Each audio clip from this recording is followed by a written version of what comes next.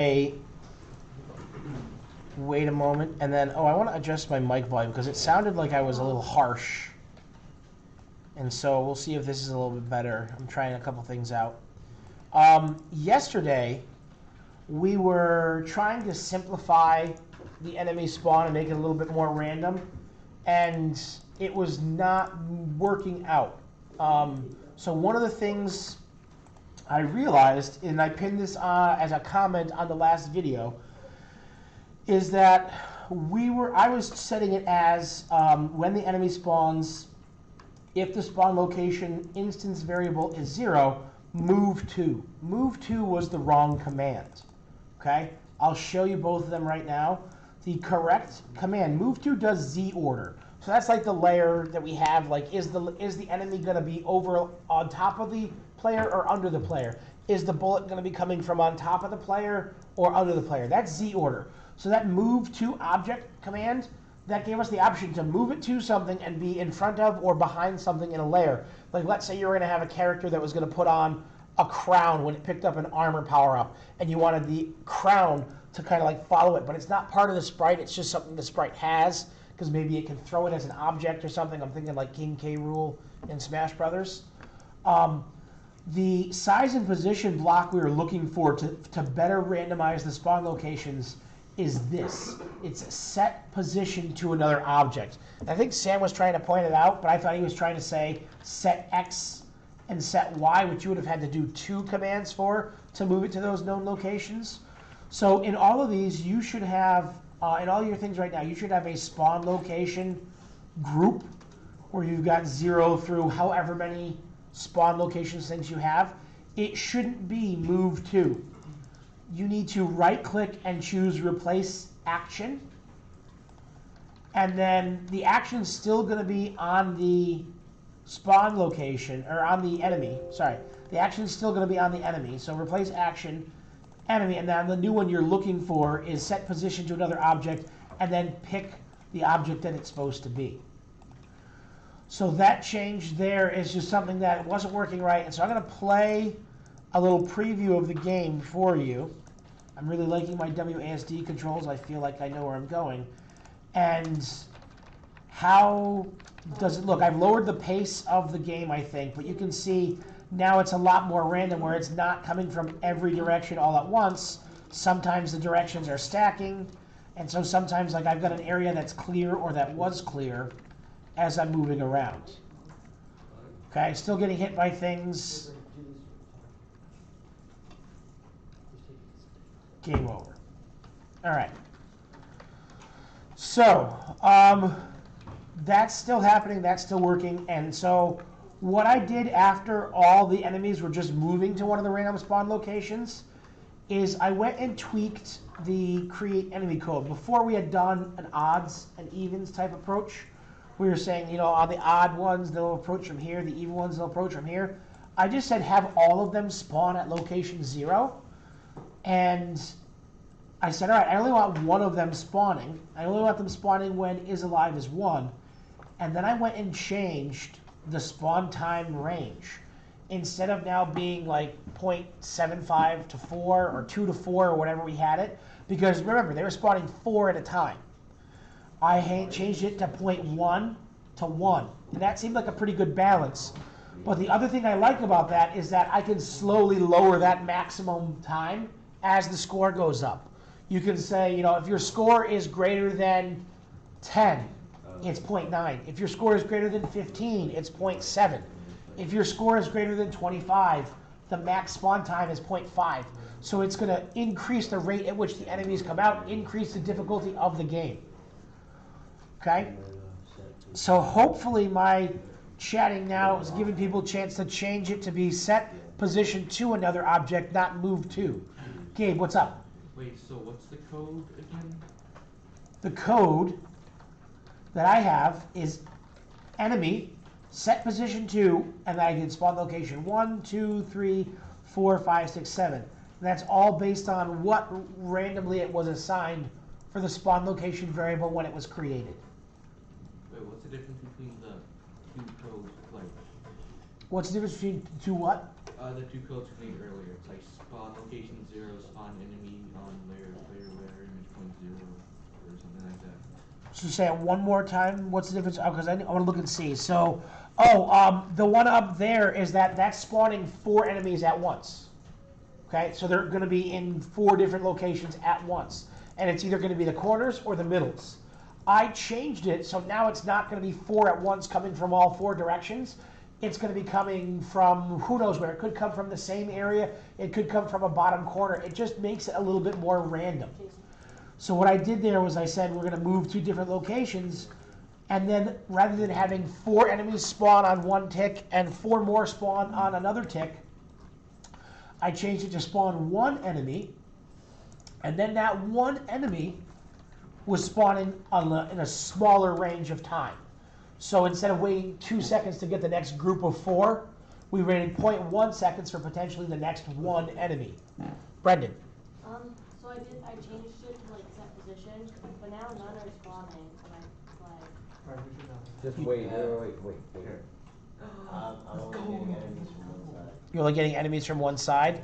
Then you probably got something up with the code. There's something up. I'm gonna pop on here real quick and see this screen. That's shit. So set position 2, spawn location 0, Did you ever get back on?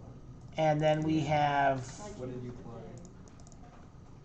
I changed the max and the minimum. you change the max and the minimum.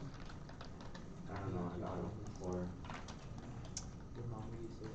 I want to go to our window. I don't know, 6 maybe.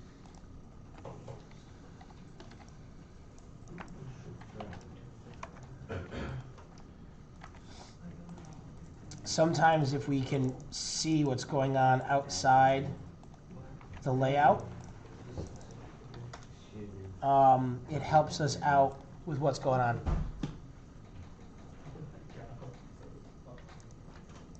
So now no enemies are spawning. And we can check that out in debug for you too. Over here, here's your score. But our enemies are spawning and we can't really see anything yet. So we close this one. Aiden, I see you. I'll get to you in a second. We lock the player layer. Is this 0? I think so. Yeah, that's spawn location 0. So your problem is, it's not that they're not spawning, it's I think that you have the move to as happening every time it goes through the code. So I think I figured out what it is for you. And then probably same thing for Jaden. So on created, yeah, that's the issue. So this spawn location movement needs to happen only as a sub-event of on created. Okay? So take a look here. I'm going to scroll to my code. It has to be a sub-event. Notice that it doesn't happen to change the spawn location unless it's inside this on-created window. Okay? So this part has to be part of on-created. Okay. Okay? So now yours, if we go back and change it, because we made some changes on yours, if we run it again and see, they're all still coming from number 1, but they're not constantly being told to go back to that position. Okay? So in here, now we got to figure out why are they all being told to move to that position. So on here, you never gave it a code. You said it's HP, so random 1 to 8, and it meant to be its spawn location, random 1 to 8. So if we run this again, now they're going to start coming around from different areas. And now can you take the code and reset the window size and move spawn 0 back? Yeah. All right, I'm giving you control again. Thank you. You're welcome. Jaden, you probably have the same thing. Let me take a quick look at your code. Save max by showing them. All right, so now spawn location is a sub-event of onCreated. Spawn location is random floor random 0 to 8. Scroll back up now.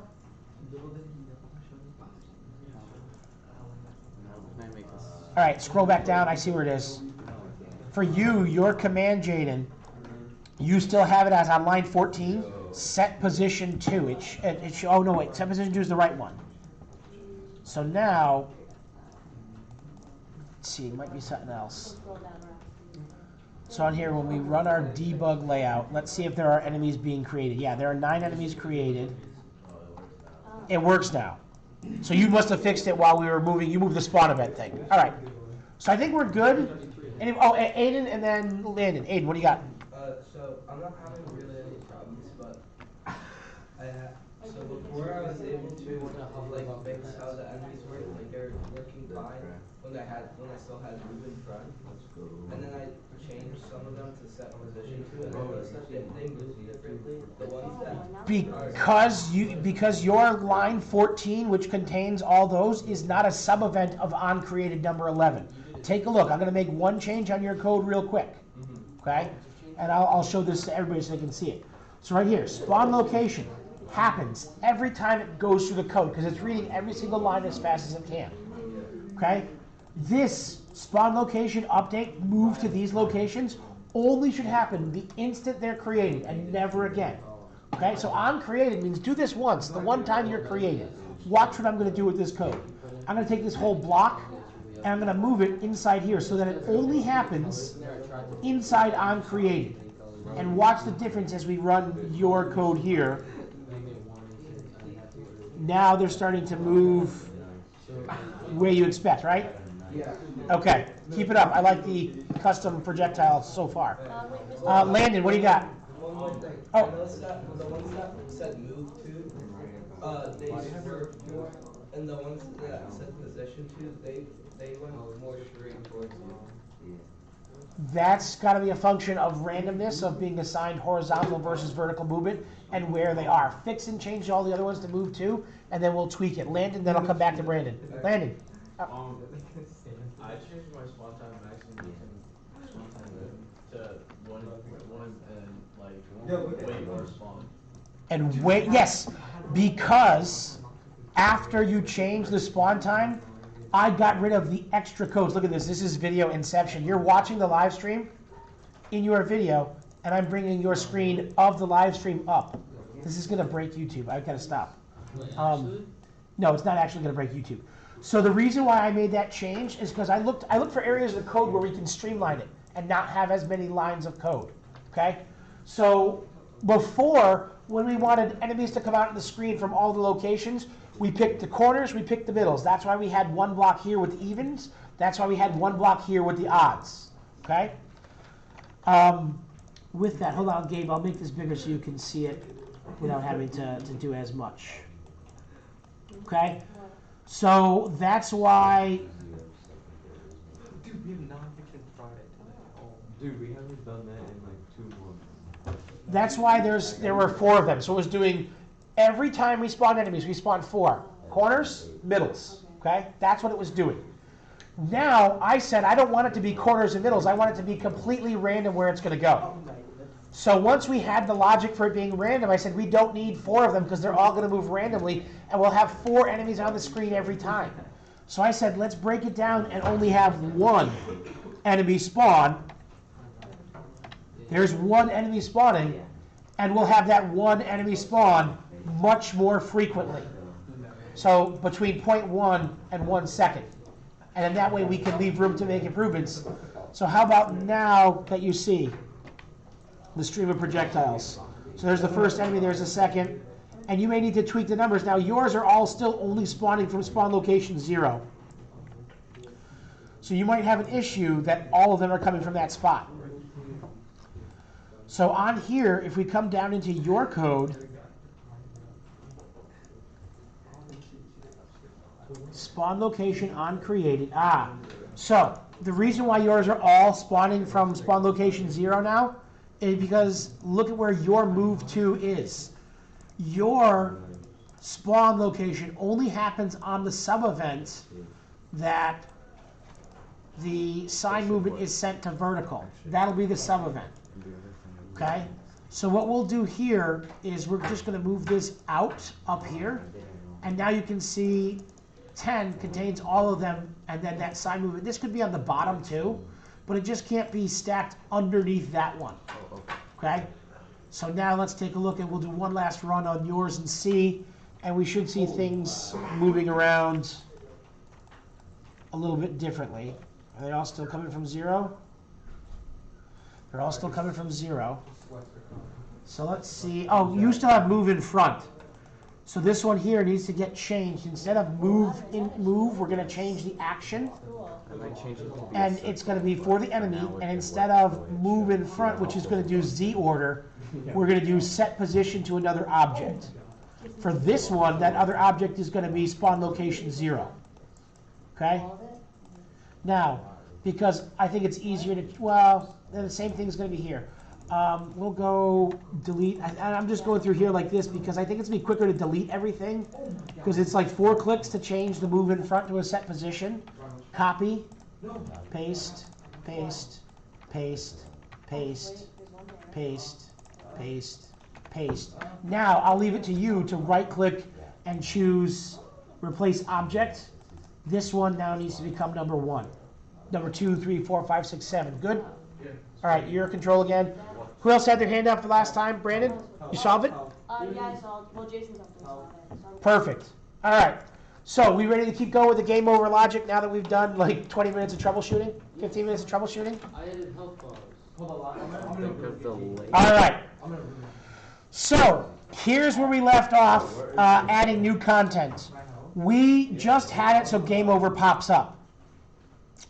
I'm going to go over to the project tab and I'm going to make a new layout. So I'm going to right click and hit add layout on the layout folder in the project tab. And it says, do you want to add an event sheet for this as well? And I'm going to say yeah, because I'll make this. This one's going to be layout 2 and it's going to be called home. I'll rename layout 1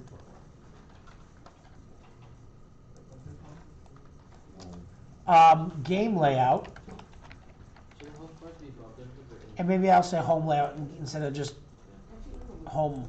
That's what they are now. We try add an event. So I added this. Now, if you accidentally add it without the action sheet, one of the things you're going to find is that it's not tied to an action sheet. If I hit no on that option, it wouldn't know that this event sheet 2 is for home layout. So you have to tie it here. So event sheet 1, I'm going to rename to game sheet. And event sheet 2, I'm going to rename to home sheet. So now I can open up this. I've got my game layout, which is what we've been working on. I've got my game sheet, which is what we're going to spend time next week tweaking this code. And then I've got the home layout, which you can see is back to the default window size. And I've got an empty event sheet tied to the home layout called home sheet.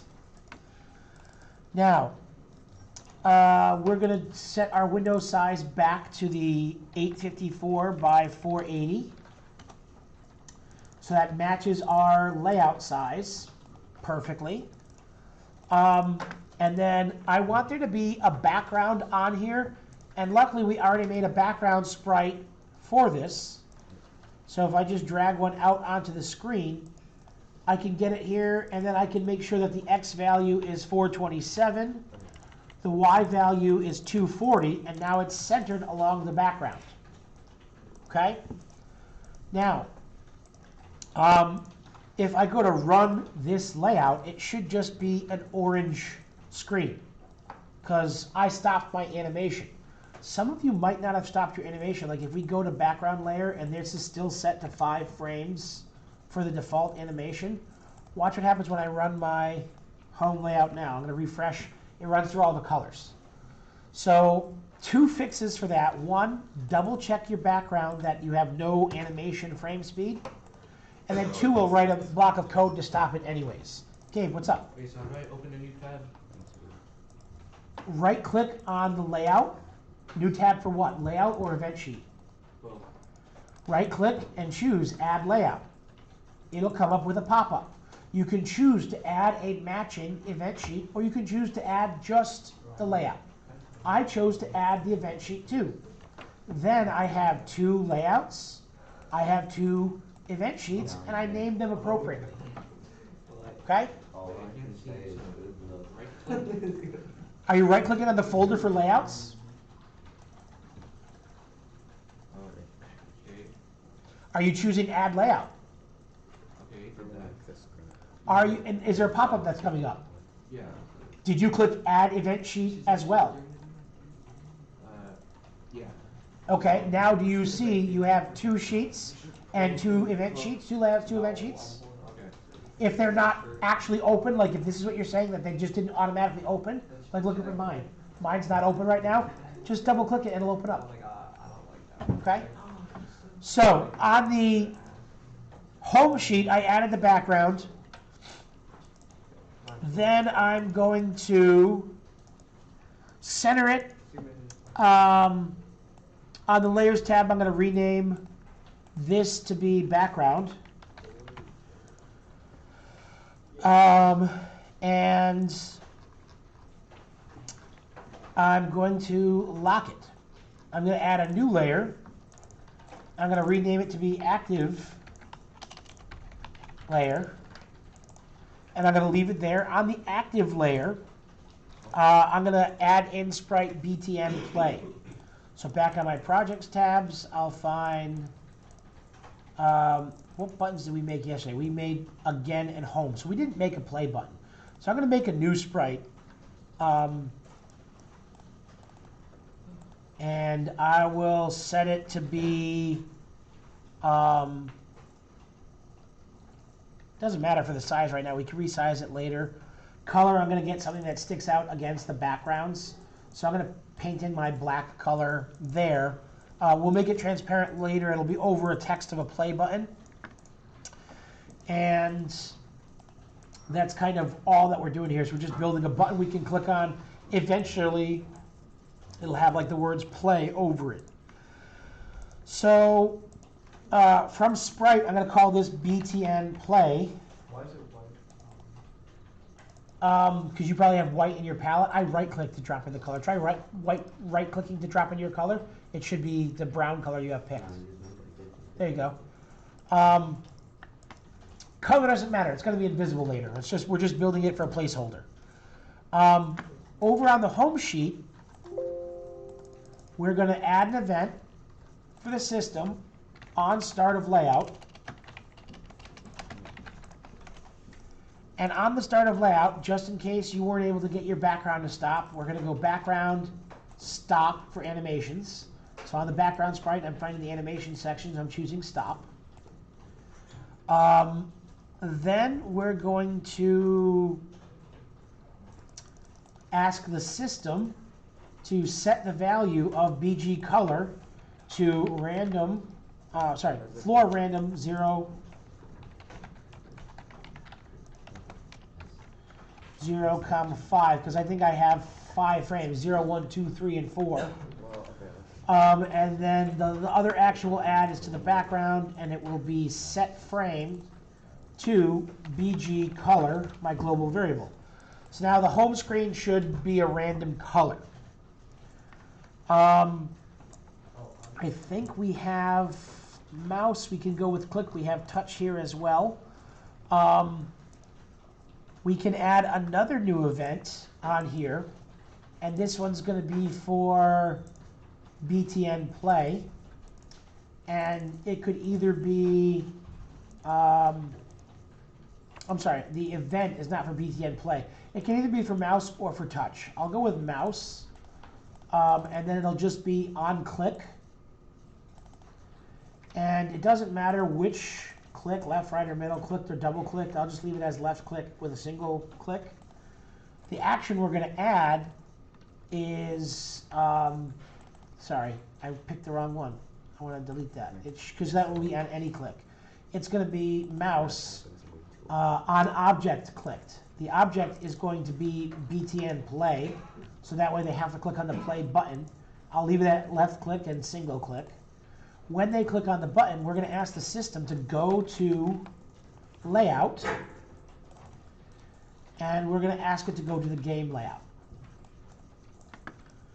And I think that's it. So let's go to layout. We did the stop the animation. Back on the game sheet.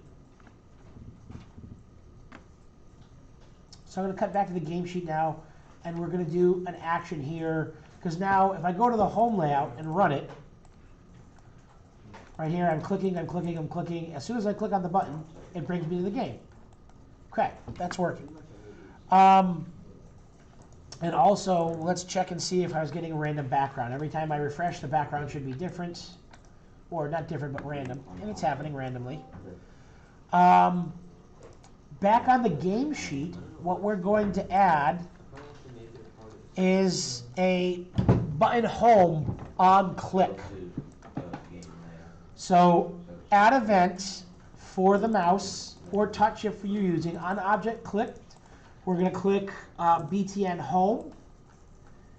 And we're going to ask it to system, go to layout, and we'll go back to the home screen. We haven't built our home screen yet, but that's what I'm going to leave you time to do there. So one of these buttons is going to go back to layout, but here's the problem, is that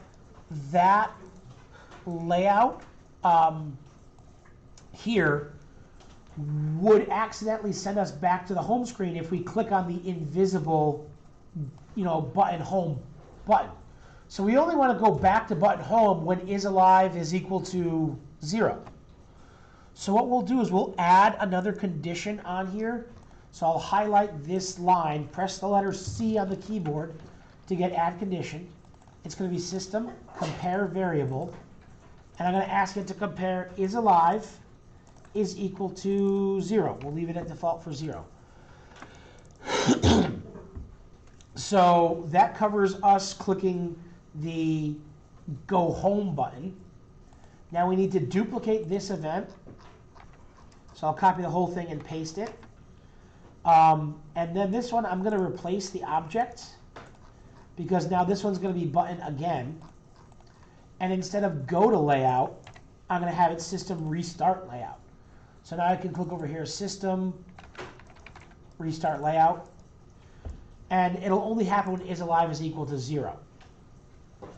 So on my actual game layout, maybe up here I will create a quick sprite layers HUD, turn the HUD back on, and then I could do something quick here. I don't remember which button this is. This is button home.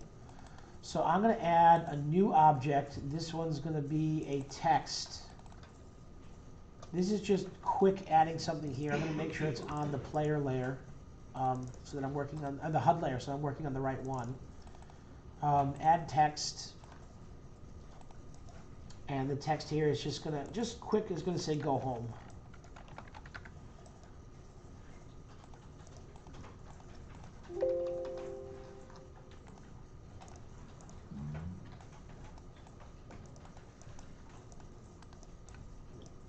Clone object type here.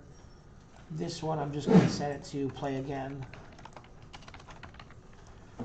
So I've added these here, but now that I have like 3 messages inside here for this, I want to make another family because now I've got the HUD objects that are part of a family. But if I make another family called HUD text, and I grab inside here, text 1 and text 2, that's my go home. Actually, I want to make sure text 1 and text 2 is this. This is BTN home, text 3, text 2. So that's the thing that you've got to figure out is which one's again.